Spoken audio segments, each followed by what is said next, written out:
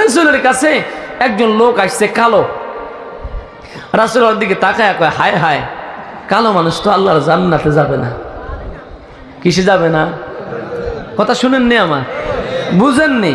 ওই কালো মানুষ তো জান্নাতে যাবে না। এখন লোকটা একবারে মুখ কালো করে ফেলছে, ইন্না লিল্লাহ, কি কয় রাসূল এটা, চলে গেছে, কাঁদতেছে।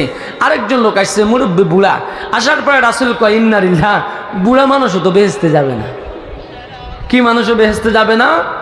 বুড়া মানুষও বেহেশতে যাবে না। এবার এখানে মুরব্বী যারা আছে এরা টেনশনে পড়ে গেছে, কি হুজুর কি কয়? সত্য কথা এটাই, কালো মানুষও বেহেশতে যাবে না আর বুড়া মানুষও বেহেশতে যাবে না। এখন দুইজন কয়, কি রে, কালো বানাইছেন আল্লাহ, বুড়াও বানাইছেন আল্লাহ, যদি বেহেশতেই না দেয় তো আল্লাহ বানাইলেন আমাদেরকে কিল্লাইগা।